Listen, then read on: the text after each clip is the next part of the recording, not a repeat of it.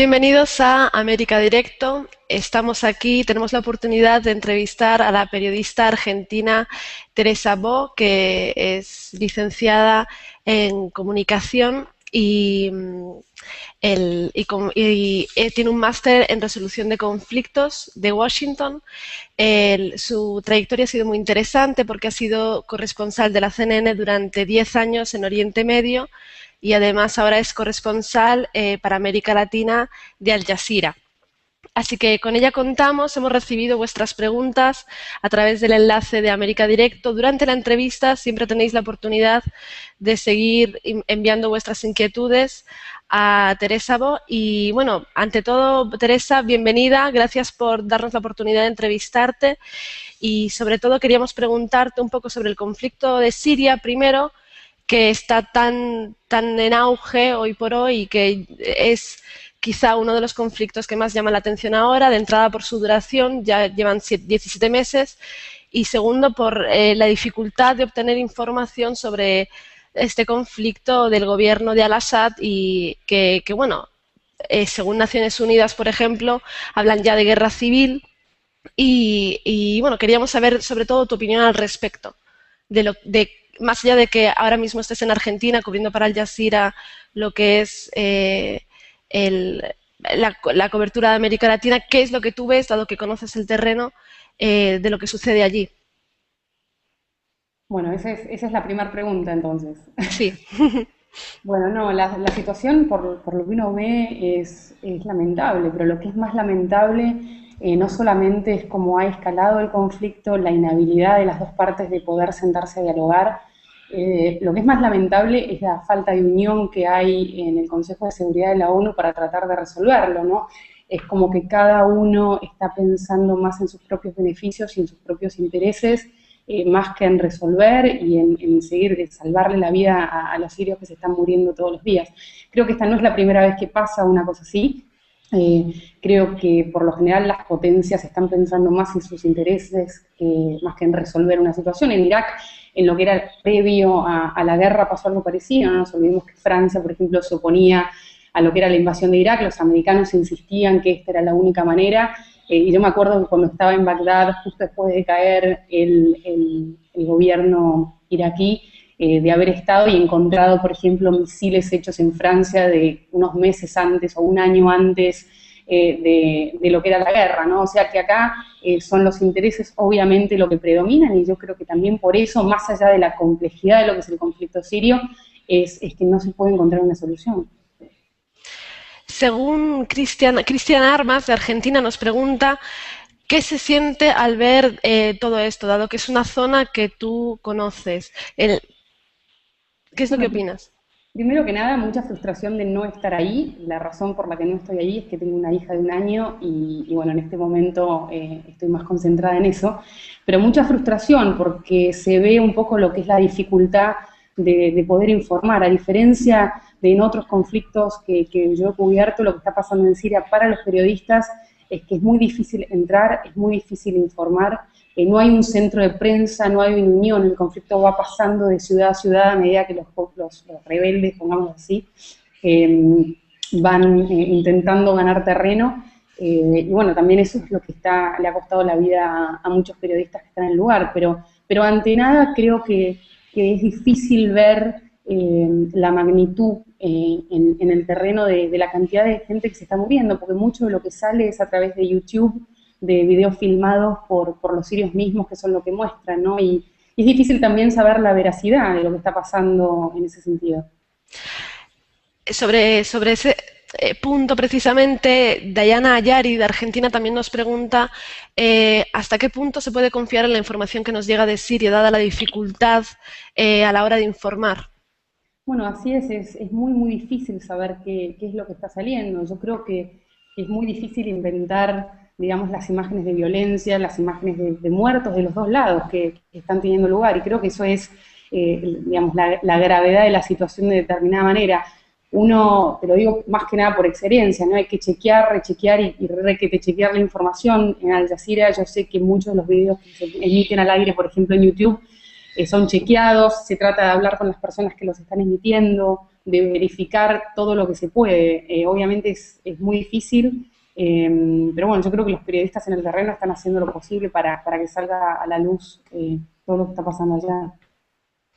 Carlos Quiroga, también de Argentina, nos pregunta si crees posible un acuerdo entre los rebeldes del Ejército Libre Sirio y el gobierno de Bashar al-Assad, hoy en el poder. Bueno, ahí hay que ver qué pasa y qué tantos intereses hay en el terreno. No nos olvidemos que en este conflicto no solamente están los intereses de Bashar al-Assad y del Ejército Libre Sirio, sino que también los de Irán, los de Israel, los de Estados Unidos, los de Rusia, los de China, y yo creo que eso es lo que dificulta aún más, aunque sea poder entrar a tratar de pensar las diferencias o de buscar una solución a si hay una salida o no de Bashar al-Assad, que creo que en eso se centra todo, ¿no? Y en cómo va a ser esa salida. Yo creo que, por ejemplo, países como Irán lo están empezando a apoyar y tratan de que Bashar al-Assad aguante en el poder, pero, por ejemplo, también he leído declaraciones de líderes del ejército sirio, del ejército libre sirio, como se llaman, que lo quieren no solamente afuera, sino que lo quieren ver muerto. Entonces, yo creo que también ese debate, ¿no? Cuál va a ser la salida de esta situación, y hasta ahora, bueno, parece que es totalmente incapaz de llegar a una solución. ¿Cuál crees que podría ser una solución medianamente aceptable, dado todo lo que ha durado el conflicto, que comenzó en marzo de 2011, y cuál debería ser el papel de la ONU? Bueno, ahí hay que ver qué pasa y cómo evoluciona. Yo creo que la realidad también es, eventualmente, obviamente, se debería llamar a elecciones si es que Bashar al-Assad se termina yendo. Tampoco quiero caer en las condenas, obviamente que estoy totalmente en contra de lo que ha sido la matanza de civiles, y creo que hay matanzas de ambos lados, ¿no? Pero no quiero caer en la condena en que se ve especialmente de medios occidentales, de que Bashar al-Assad tiene que ir, ni yo soy la persona que lo tiene que definir si eso va a ser, eso es algo que definirán los sirios en su momento, pero sí es muy difícil ver en este momento cuál va a ser la salida de Siria. No nos olvidemos, Bashar al-Assad representa una minoría del país, hay una mayoría que evidentemente quiere que se vaya, y bueno, eso es lo que va a ver cómo se define. Creo que la ONU debería jugar un papel fundamental. Hay ahora una nueva esperanza que un personaje como Brahimi, que está en este momento como el nuevo enviado de la ONU, es un hombre que ha, digamos, encontrado una salida a lo que es la guerra civil del Líbano, ¿no? Eso a mí me merece mucho respeto porque era una situación más complicada que la que había ahora porque fueron años de guerra.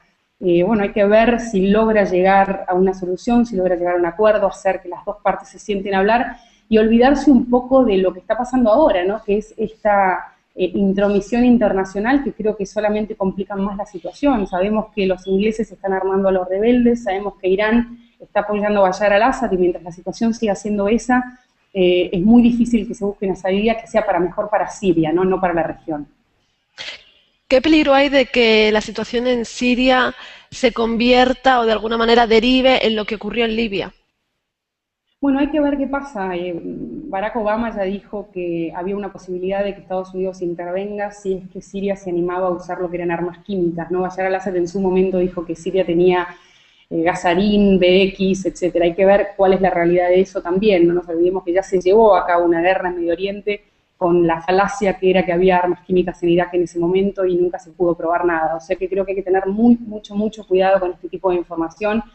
Pero bueno, hay que ver cómo evoluciona. Creo que una intervención por parte de Estados Unidos en este momento no haría más que complicar la situación, terminaría polarizando el conflicto, ya que Irán y Estados Unidos, o Estados Unidos, Israel, Irán, el Hezbollah, terminarían todos peleando en suelo sirio, y eso lo único que haría es, de alguna manera, seguir matando gente en Siria.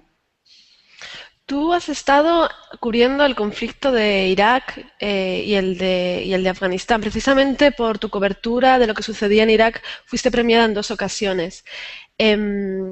¿Cómo es ser corresponsal de guerra en uno de estos países? ¿Cómo es vivir en esos países y cómo es tu trabajo como corresponsal? Bueno, yo amo mi profesión y entonces me va a costar mucho decir algo negativo, ¿no?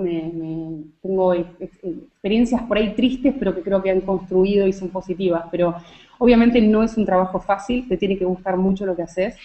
Eh, yo creo que es muy difícil generalizar sobre, digamos, la carrera en sí, son experiencias únicas. Yo viví en Irak 3 años y bueno, creo que incluso cada día era diferente, ¿no? Había días que eran caóticos, que no podías informar, que mataban gente que conocías. Hubo una época que nos levantábamos que el despertador era una bomba todas las mañanas en diferentes partes de la ciudad, en Bagdad específicamente. Pero bueno, es una carrera difícil, pero que creo que uno si está apasionado con lo que hace, el objetivo mayor de ahí es, más allá de los análisis políticos, es que la gente entienda que cuando se habla de ir a una guerra, de las consecuencias que hay, de que se muere gente, del sufrimiento que provoca, que las guerras limpias no existen, como en su momento nos dijo a todos George Bush cuando lanzó una guerra en Irak. Entonces, creo que nuestro trabajo fundamental es ese, ¿no? Es tratar de humanizar una guerra, de mostrar justamente eso, ¿no? Que la gente sufre, que la gente se muere, y que tratar de que toda persona que esté viendo tu informe se concientice con eso, esté donde esté en Argentina, esté en Bolivia o esté en Estados Unidos, que eso sería un poco fundamental, especialmente por el rol que juega Estados Unidos en el mundo hoy en día. Precisamente en una de las entrevistas que has realizado decías que la guerra se ha deshumanizado hoy por hoy. ¿Por qué? Bueno, creo que es un poco eso, ¿no? Que nos han vendido que las guerras hoy en día son quirúrgicas, que los ataques, bueno, obviamente que en contra de eso está lo que está pasando en Siria hoy en día, o las guerras internas en países como Libia, pero por lo general, cuando intervienen potencias extranjeras, nos han tratado de decir justamente eso, que las guerras son quirúrgicas, que se planean ataques a larga distancia, etcétera. Y creo que eso no es una mentira, como digo, ¿no? Que la gente sufre, que muere gente, que por más que sean 5 personas las que se murieron, se sigue muriendo gente. Y bueno, que creo que el rol del periodista hoy en día, más allá del análisis político, es justamente contar la situación en el terreno y tratar de humanizar una guerra, ¿no? De que no sea solamente un juego de ajedrez, sino que sean las historias de vida de la gente. ¿Qué es lo que viste en Irak durante aquellos 3 años en los que viviste allí? Que no vi en Irak. Tendría que escribir un libro al respecto porque fue mucho tiempo, pero eh, políticamente vi una guerra que falló desde el principio. Digamos, yo estaba en Bagdad antes de la guerra, de ahí me fui, después fui con el ejército americano. eh, y pensar justamente esto, ¿no? Que iba a ser una guerra rápida, cómo se dio vuelta la situación, porque la guerra en sí fue rápida, pero uno se dio cuenta que al mes de haber caído el gobierno, la situación estaba completamente descontrolada, especialmente por políticas que tomó el gobierno de Estados Unidos en la posguerra en el país, por beneficiar, digamos, intereses de los que eran amigos de Estados Unidos en ese momento, antes que beneficiar lo que eran los intereses de los iraquíes. Pero bueno, lo que vi es lo que se ve en una guerra, ¿no? Es ver gente morir, gente perder todo, gente luchar en contra de lo que considera una ocupación. Y bueno, más que nada, lo que para mí sigue siendo fue una guerra injusta. ¿Cómo fue tu experiencia en Afganistán? ¿Cuál fue allí? ¿Qué extraes de lo que viviste allí? Bueno, yo a Afganistán voy mucho, seguí yendo hasta hace muy poco tiempo, incluso aunque estaba cubriendo América Latina, voy para Al Jazeera ya seguido para trabajar. Ahora estoy un poquito retirada por un tiempo, pero bueno, calculo que volveré en algún momento. Eh, También, ¿no? Es un poco ir a, últimamente, digamos, lo que era el 2001 Afganistán, ¿no? Y uno sigue yendo hoy y no es muy diferente, que es lo triste, ¿no? Después de que hay una presencia de la OTAN activa desde, digamos, lo que fue el ataque en Afganistán después del 11 de septiembre, me acuerdo que estuve hace 2 años más o menos, y en el hospital de central de Kabul, hasta el día de hoy, se siguen muriendo 5 bebés por noche porque no tienen incubadora. Y eso, digamos, creo que marca un poco la política de lo que ha sido la presencia extranjera en Afganistán y por qué los afganos en su mayoría quieren que se vayan, ¿no? Es porque hay, digamos, sigue habiendo una guerra, se han centrado siempre en el sector, en la parte militar, ha fallado lo que ha sido la intervención civil o lo que son las necesidades de la gente. Entonces, pero pero sí, creo que queda mucho por hacer y que todavía no se ha centrado, digamos, justamente lo que decía antes, ¿no? Es que por lo general los intereses son para, para servir beneficios de extranjeros y no los beneficios de los afganos. Dado que has sido, ¿qué diferencia has visto entre el Afganistán de antes y el de ahora? Y la misma pregunta con respecto a Irak. No, bueno, el Afganistán en el 2001, bueno, era un país en guerra, convulsionado, con la caída de los talibanes, etcétera. Y hoy en día es un país que está terriblemente dividido, en donde hay, digamos, hay fuerzas de la OTAN en algunas partes del país que intentan controlar la situación, pero grandes partes del país siguen estando controladas por señores de la guerra, que era lo que pasaba entonces. A mí me ha pasado, por ejemplo, de estar en Kandahar, en el sur del país, que es un bastión talibán, ¿no? Y te cuento una anécdota rápida. Llegaban los soldados americanos porque había habido un atentado y estaban tratando de hacer una estación de policía en un pueblo ahí muy cercano. Y cuando estaban haciendo la estación de policías, esto es algo que pasa permanentemente, le cortaron el agua al pueblo. Entonces, porque hicieron una perforación y el pueblo entero se quedó sin agua. Entonces la solución en ese momento fue repartir botellas de agua, que era la que tomaban los soldados, pero esto era 15 días después de que esté roto. Entonces le repartían botellitas de agua mineral a la gente. Y la gente decía, a mí me ven los talibanes con este agua que dice hecho en Estados Unidos y me pegan un tiro mañana. Entonces pasa mucho eso, ¿no? Creo que es falta de conocimiento, por ahí falta de interés. También es un país muy difícil, es un país en donde la cultura occidental ha entrado, pero hasta ahí, ¿no? Solamente en algunos centros, pero no en todos lados. Entonces, creo que sigue habiendo un poco eso, ¿no? Creo que hay cosas que se mantienen, hay cosas que han cambiado, pero para mí lo que se mantiene un poco es la mala política. ¿Qué otros conflictos has cubierto en Oriente Medio? Bueno, yo trabajé mucho en Israel, en Palestina, en Gaza, estuve, bueno, 3 años en Irak, estuve bastante en Irán, en Afganistán, bueno, en todo el Golfo, pero bueno, como conflictos en sí centré más que nada mi carrera en eso, que fue también un poco lo que ocupó las noticias últimamente, ¿no? Pasaste de cubrir, de estar con CNN durante 10 años a ser corresponsal para Al Jazeera.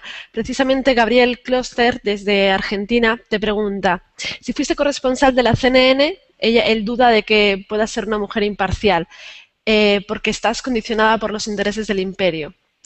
¿Qué opinas al respecto? Bueno, yo creo que no es tan así, ¿no? Que cada uno va tratando de buscar su imparcialidad. Creo que me he dedicado básicamente a tratar de informar de una manera. Cuando no estuve de acuerdo con cosas que me han dicho, lo dije.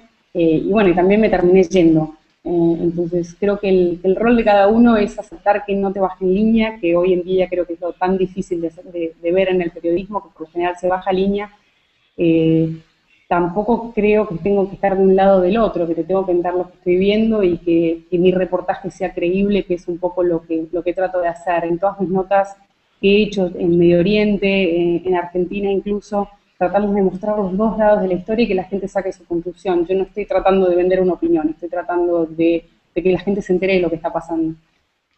Nicolás Oyazrún, también de Argentina, te pregunta si sentiste alguna vez temor por una situación cuando ya estabas quizá muy al límite o cuando en aquel momento en el terreno la situación era realmente muy peligrosa. Sí, por supuesto, creo que el que tiene miedo el que no tiene miedo es un inconsciente y el que tiene miedo y lo supera es un valiente. O sea que miedo, por supuesto, que hemos tenido, es decir, yo conozco amigos míos que se han muerto, hemos estado en situaciones en donde, te cuento una anécdota rápido, de estar en Fallujah en un ataque americano y yo haber entrado a filmar una situación y saltó en ese momento una persona del techo y me empezó a tirar a mí y yo salí corriendo y quedó todo filmado porque nunca apunté la cámara donde tenía que apuntar y lo único que se veían en las imágenes eran mis pies corriendo, ¿no? O sea que miedo creo que tiene todo el mundo y más en situaciones extremas, pero creo que también lo importante es tratar de poner las cosas en perspectiva, de poder tener un tiempo para enfriarse y después que lo que yo transmita no sea ese miedo o mi reportaje, digamos, teñido con esa, digamos, con esa situación, sino tratar de mandar algo lo más real, lo más imparcial posible. Hoy trabajas en Al Jazeera, que es es una cadena catarí, uno de los medios más importantes, más poderosos en el mundo árabe por su influencia. Y tú dices que Al Jazeera es una cadena diferente. ¿Por qué? ¿qué asuntos o qué temas han salido en Al Jazeera que quizás se dejan de soslayo en otros medios de comunicación? Bueno, yo creo que Al Jazeera es un canal que revolucionó un poco las noticias en muchas cosas, ¿no? Empezando por desde el 11 de septiembre, cuando empezó a transmitir lo que eran los videos de Osama Bin Laden en su momento, que es lo que la puso un poco en el ojo de la tormenta, ¿no? Y lo que hizo que más adelante, digamos, se convierta como un enemigo de Estados Unidos, cuando previo al 11 de septiembre era una cadena de ejemplo. Hoy en día creo que también hay una diferencia. Yo trabajo para Al Jazeera inglés y después también está Al Jazeera árabe. Al Jazeera árabe es un canal para árabes y como tal, digamos, digamos, una cadena diferente que en sí ha sido revolucionaria a su manera en Medio Oriente. Como Al Jazeera inglés, creo que lo que nos hace diferente es el tipo de trabajo que hicimos. Mi cuento personal es que cuando yo vine a América Latina, un amigo mío me dijo, vas a sentir que te van a echar todos los días porque a nadie le importa América Latina, especialmente después de venir de vivir en Irak, en donde todos los días tienes información, todos los días tienes que estar trabajando. Y la verdad que desde que llegué y que empecé a trabajar, que fue hace 6 años, no hemos parado de trabajar, de viajar. Hemos cubrido situaciones en Haití, en Colombia, en Perú, en el Amazonas de Brasil. Salimos en vivo desde, por ejemplo, el Cauca, en Colombia, con la guerrilla. Salimos en vivo desde el Amazonas con una operación contra el narcotráfico. Tratamos de cubrir cosas y de mostrar cosas que por lo general otras cadenas no muestran, ¿no? También siempre desde el lado humano, siempre desde el lado, desde la vida, de cómo se ve afectada o beneficiada la vida de la gente, ¿no? En diferentes situaciones. Y creo que hasta ahora, en ese sentido, estoy muy contenta de poder haberlo hecho. ¿Qué reportajes atesoras de los que has hecho con Al Jazeera en América Latina que te gustaría mencionar ahora en esta entrevista? Bueno, no, hemos hecho varias cosas. Hemos estado en las elecciones en Colombia con la guerrilla y hemos podido salir en vivo desde ahí. Y cuando el gobierno colombiano en su momento estaba diciendo que no había situaciones de conflicto, nosotros salimos con un enfrentamiento muy fuerte entre la guerrilla y en ese momento el gobierno. Y creo que, bueno, mostrar ese tipo de cosas, ¿no? Desafiar un poco lo que es la opinión o lo que dicen los grandes líderes también es un poco nuestro trabajo, ¿no? De tratar de mostrar el otro lado. Haber estado en el terremoto de Haití, algo que fue terrible, y bueno, es alguna experiencia que me marcó mucho y que creo que también me gustó mucho estar. Eh, Creo que hemos hecho muchas cosas en diferentes lugares que me han gustado mucho, que me gusta mucho también el trabajo que hicimos, así también debe haber varias cosas que he hecho que tampoco me gustan, y en eso soy honesta también. Pero bueno, creo que dentro de todo hemos estado en todos los países de América Latina con diferentes cosas y bueno, eso es un poco el reflejo del trabajo que hacemos. ¿Cómo fue tu experiencia? ¿Cómo fue el salto que hiciste tan grande de vivir en Oriente Medio durante al menos 10 años a pasar a América Latina, que no deja de ser tu región porque eres argentina, pero imagino que a lo que estabas acostumbrada, que tu cotidianidad cambia absolutamente? Bueno, sí, obviamente hay una diferencia enorme. Yo en el momento en que opté por mudarme de vuelta estaba como muy cansada, especialmente de vivir 3 años en Irak. Me dijeron América Latina y dije, sí, por favor, necesito trabajar de otra manera, ¿no? Más allá de lo que me encantaba lo que estaba haciendo, estaba como un poco cansada. Ahora estoy acá y la verdad que me encantaría estar en Siria en este momento, porque bueno, nada, uno nunca deja digamos, me encantaría estar allá, más que nada, poniéndolo de esa manera. Pero bueno, digamos, cambié, digamos, un poco la situación de permanente peligro, de extrema violencia permanentemente, a estar en un lugar que es más tranquilo, que cuando vuelvo a mi casa, puedo estar en mi casa, que no estoy en una situación de estar corriendo todo el tiempo, pero que sin embargo termino trabajando también en situaciones o de peligro, o de tensión, o el tipo de reportajes que hacemos. Pero sí, fue un cambio muy grande de vida, también porque son regiones muy diferentes, pero sí fue un cambio grande. Tengo entendido que a los 16 años en Buenos Aires decidiste apuntarte a una escuela de árabe. ¿Cómo, qué es lo que te atraía de ese mundo? Al final, tu pasión por el mundo árabe te llevó a ser corresponsal de la CNN, pero ¿qué fue lo que a los 16 años te surgió como para decir ahora me pongo a estudiar árabe? Bueno, yo quería ser arqueóloga siempre y cuando fui a una excavación más o menos me echaron porque tenía un problema de ansiedad y quería sacar las cosas demasiado rápido de donde estaban enterradas. Entonces ahí opté por otra cosa, ¿no? Pero, pero no, siempre me fascinó Medio Oriente y más que nada lo que me gustó siempre del periodismo y también que me terminé volcando a estudiar árabe, que va a tu pregunta, es la falta de comprensión, ¿no?, que hay entre culturas, entre las necesidades de unos y otros. Y bueno, me volqué un poco para estudiar árabe porque me interesaba la región y quería entender más y entender a la gente más, y después me sirvió bastante. Pero creo que lo que me llevó a eso es eso, ¿no? Es tratar siempre de mostrar los dos lados. Siempre, cuando estoy con un lado que me dice demasiado el otro lado, yo trato de hablar del otro, y cuando estoy del otro lado trato de buscar el otro. Entonces soy como que buscando un balance permanentemente. Tú que vives aquí, ¿cuáles son algunas de las desinformaciones que quizá nos llegan de Oriente Medio, del mundo árabe, que se aglutina todo un poco bajo el mismo manto, sin hacer diferencias? ¿Cuáles son quizá los mayores desaciertos que has visto a la hora de hablar de lo que son los países de Medio Oriente y del Magreb? No, bueno, creo que hay que tener mucho cuidado también, porque acá también, por ejemplo, hoy estaba leyendo las noticias, ¿no?, que Siria tiene armas químicas y que Estados Unidos intervendría. Es algo que acá sale en todos lados, ¿no? Y creo que hay que cuestionar más este tipo de cosas, porque ya nos han engañado en el pasado, ya han dicho este tipo de cosas y han sido mentiras. Entonces, por lo general acá se tiende a repetir mucho lo que se dice, por ejemplo, en la prensa estadounidense. Eh, y bueno, creo que no es tan así, ¿no? Me gustaría ver medios. También es porque, por lo general, en Oriente hay poco interés acá, o es la percepción que uno tiene, ¿no?, de lo que pasa en Oriente Medio. Es como que hay interés cuando está Siria o cuando está Libia, que son ya situaciones extremas, pero por lo general no hay interés en el día a día. Entonces, es como que siempre se busca llamar la atención o con cosas así, con reportajes así como muy viciados de alguna manera. Pero creo que también pasa por eso, ¿no? Por la lejanía, la falta de interés, o muchas veces me han dicho que esta gente se está matando otra vez, ¿no? Es como hay un poco de trivialidad o de frivolidad en cómo se ven las cosas. Entonces, bueno, creo que tiene que ver más que nada con eso. Emilio Villavicencio, de Argentina, quiere saber si existe un protocolo para resguardar la integridad física de los periodistas. Pregunta por lo sucedido con respecto a la corresponsal nipona que ha muerto en Siria cuando cubría el conflicto. Bueno, no, hay un comité para proteger periodistas y obviamente que es muy difícil. Es decir, desde mi, por ejemplo, mi experiencia, ¿no? Durante la guerra en Irak se sabía que los periodistas, por lo general se busca un centro de prensa en donde los periodistas se pueden juntar, se puede discutir, se puede trabajar. Entonces, por lo general esto es en un hotel, ¿no? En ese momento en Irak era el Hotel Palestina. Y se sabía que ahí estaba la prensa. Y igualmente Estados Unidos el ejército americano con un tanque atajó el Hotel Palestina, en donde murieron periodistas conocidos míos.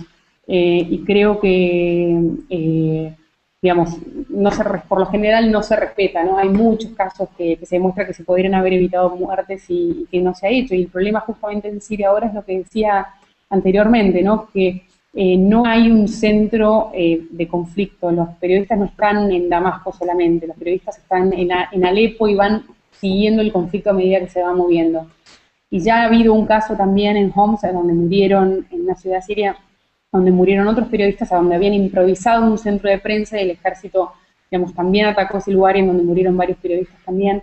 Entonces creo que en este momento, especialmente cuando la situación es tan caótica como ahora, es que es tan peligroso, ¿no? Porque no hay un lugar de resguardo, no hay un lugar de unidad donde puedan estar todos los periodistas juntos, donde se sepa que ese lugar no se ataca. Entonces, nada, el riesgo es altísimo. ¿Cómo es el periodismo que se ejerce hoy en día y sobre todo cómo es el periodismo que se ejerce en los lugares de guerra hoy por hoy? No, yo creo que, nada, es una pregunta un poco abierta, ¿no? Pero bueno, creo que hay de todo. Hay periodistas excelentes que hacen su trabajo. Hoy justo estaba leyendo una columna de Robert Fisk, que es un columnista muy importante inglés, que siempre se preocupa por mostrar el otro lado, ¿no? De las cosas que se están hablando. Justamente, qué sé yo, por ejemplo, salió hace unos días las posibilidades de que Bashar al-Assad se vaya, de que renuncie, y de que solamente controlaba el 30% del país. Y Robert Fix sale con un reportaje con el ejército sirio, en donde ellos le aseguran que todavía están en control de grandes partes del país, ¿no? Entonces, creo que hay periodistas que son excelentes y creo que hay periodistas que no lo son. Creo que es difícil generalizar todo, ¿no? Lo que no me gusta ver en los medios es un poco cuando se toma mucho partido, ¿no? Como ha pasado en situaciones en donde los medios extranjeros toman más el lado de lo que es la política de sus gobiernos más que hacer lo que tendrían que hacer, que es informar. Claro. Bueno, imagino que cuántas veces habrás tenido la referencia de tu ascendencia, dado que tu abuelo Armando Bo fue director de cine y también tu padre Víctor es actor. Aún así, ¿qué influencia has tenido de ellas? ¿Qué influencia cinematográfica, por así decir, ha influido o no en el periodismo que tú haces? Bueno, mi abuelo una persona muy social. Las primeras películas que hizo antes de Isabel Sarli es Pelota de Trapo, en donde se mostraba, digamos, el trabajo o cómo era la vida de los chicos en las villas miserias de Argentina. Y en ese momento me acuerdo, digamos, no me acuerdo, me acuerdo de los cuentos, me habían dicho que en la Argentina no se hablaba así, ¿no? Era una persona que quería también mostrar a su manera lo que eran las cosas que pasaban en este país. Pero creo que lo que tenemos en común es que a todos en mi familia nos gusta contar historias.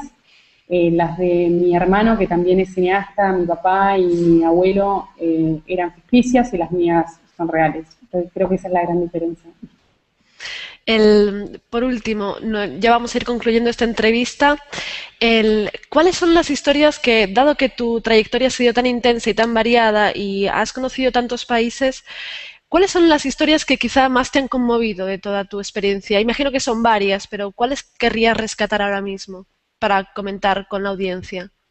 No, tengo varias en Afganistán, en donde, por ejemplo, descubrimos un campamento hace poco, bueno, hace unos pocos años, de, por ejemplo, niños que estaban endeudados, cuyos padres estaban endeudados con una persona y trabajaban en una fábrica de ladrillos y no los iban a dejar irse. Había chicos, por ejemplo, desde los 3 años que estaban trabajando haciendo ladrillos, cargando ladrillos, a uno se le había roto la pierna. Digamos, no es una situación de conflicto en sí, son situaciones de pobreza, culturales, etcétera, pero que me han marcado mucho. Durante la guerra de Irak, bueno, nada, tengo una interminable cantidad de anécdotas que me marcaron mucho también, pero bueno, una de ellas fue la invasión americana a la ciudad de Fallujah en su momento, un centro de la insurgencia iraquí, y bueno, que también no fue muy violenta, hubo muchos muertos, fue una cobertura muy difícil. Y la última experiencia así fuerte que tuve, que no tiene nada que ver con la guerra, fue con un desastre natural. Estando en Haití, fue una historia que me marcó mucho, más que nada, porque es la ineficiencia, ¿no? Es un país que está muy cerca, que tiene muy poco, de estar en un lugar donde había chiquitos muy niños, muy mal heridos, con tajos en la cabeza, y no tenían nada más que aspirinas vencidas, ¿no? No tenían ni curitas, no tenían alcohol. Y me acuerdo que en ese momento me dio un ataque de bronca justamente porque habían pasado ya 4 días del terremoto y todavía la gente no tenía nada, ¿no? Entonces, bueno, yo siempre saco la conclusión de que al mundo realmente, especialmente a los gobiernos, ¿no? Al mundo no les importa demasiado Haití, ¿no? Pero en ese momento ese tipo de historia en fosas comunes con 7.000 muertos fue una cosa muy fuerte y que me marcó mucho. Teresa Bo, corresponsal de Al Jazeera para América Latina, te agradecemos mucho esta entrevista, que hayas hablado del conflicto de Siria y que hayas hablado de tu experiencia personal, que sé que a veces es difícil, tanto en Oriente Medio como aquí en América Latina. Agradecemos también a todos los espectadores que nos han seguido a través de América Directo y hoy, bueno, ahora finalizamos esta emisión, no sin antes de agradecerte de nuevo, Teresa, tu tiempo por haber compartido con nosotros toda tu experiencia y tu conocimiento sobre Oriente Medio. Bueno, gracias a ustedes, chao. Chao.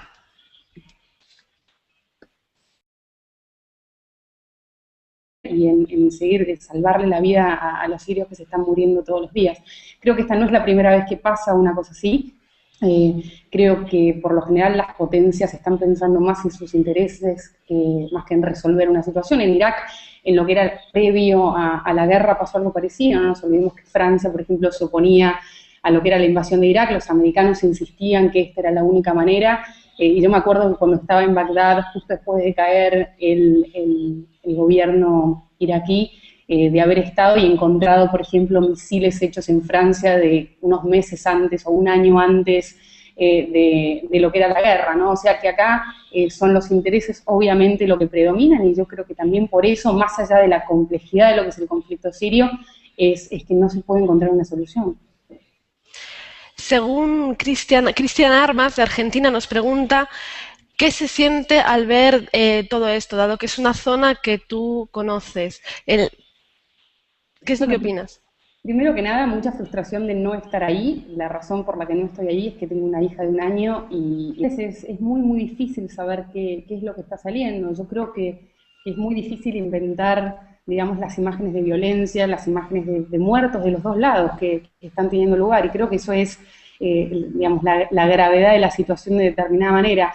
Uno, te lo digo más que nada por experiencia, ¿no? Hay que chequear, rechequear y requete chequear la información en Al Jazeera. Yo sé que muchos de los videos que se emiten al aire, por ejemplo en YouTube, son chequeados, se trata de hablar con las personas que los están emitiendo, de verificar todo lo que se puede. Obviamente es muy difícil, pero bueno, yo creo que los periodistas en el terreno están haciendo lo posible para que salga a la luz todo lo que está pasando allá.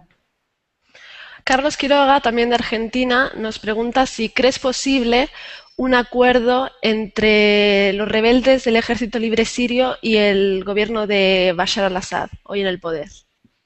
Bueno, ahí hay que ver qué pasa y qué tantos intereses hay en el terreno. No nos olvidemos que en este conflicto no solamente están los intereses de Bashar al-Assad y del Ejército Libre Sirio, bueno, en este momento estoy más concentrada en eso, pero mucha frustración porque se ve un poco lo que es la dificultad de poder informar, a diferencia de en otros conflictos que yo he cubierto, lo que está pasando en Siria para los periodistas es que es muy difícil entrar, es muy difícil informar, no hay un centro de prensa, no hay una unión, el conflicto va pasando de ciudad a ciudad a medida que los rebeldes, pongamos así, van intentando ganar terreno, y bueno, también eso es lo que le ha costado la vida a muchos periodistas que están en el lugar, pero ante nada creo que es difícil ver la magnitud en el terreno de la cantidad de gente que se está muriendo, porque mucho de lo que sale es a través de YouTube, de videos filmados por los sirios mismos, que son lo que muestran, ¿no? Y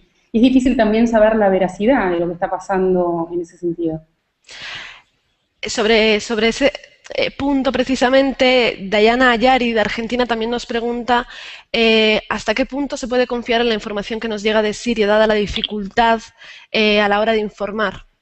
Bueno, así es. Es quizá uno de los conflictos que más llama la atención ahora, de entrada por su duración, ya llevan 17 meses, y segundo por la dificultad de obtener información sobre este conflicto del gobierno de Al-Assad y que bueno, según Naciones Unidas, por ejemplo, hablan ya de guerra civil bueno, queríamos saber sobre todo tu opinión al respecto, más allá de que ahora mismo estés en Argentina cubriendo para Al Jazeera lo que es el, la cobertura de América Latina, ¿qué es lo que tú ves, dado que conoces el terreno, de lo que sucede allí? Bueno, esa es la primera pregunta entonces. Sí. Bueno, no, la situación por lo que uno ve es lamentable, pero lo que es más lamentable no solamente es cómo ha escalado el conflicto, la inhabilidad de las dos partes de poder sentarse a dialogar, lo que es más lamentable es la falta de unión que hay en el Consejo de Seguridad de la ONU para tratar de resolverlo, ¿no? Es como que cada uno está pensando más en sus propios beneficios y en sus propios intereses, más que en resolver.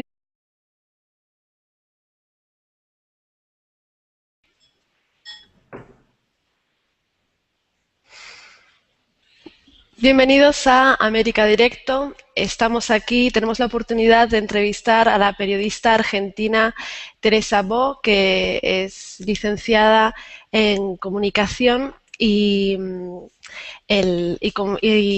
un máster en resolución de conflictos de Washington.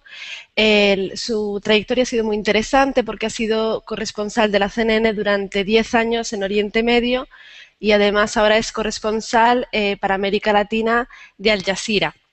Así que con ella contamos, hemos recibido vuestras preguntas a través del enlace de América Directo. Durante la entrevista siempre tenéis la oportunidad de seguir enviando vuestras inquietudes a Teresa Bo. Y bueno, ante todo, Teresa, bienvenida. Gracias por darnos la oportunidad de entrevistarte. Y sobre todo queríamos preguntarte un poco sobre el conflicto de Siria primero, que está tan en auge hoy por hoy y que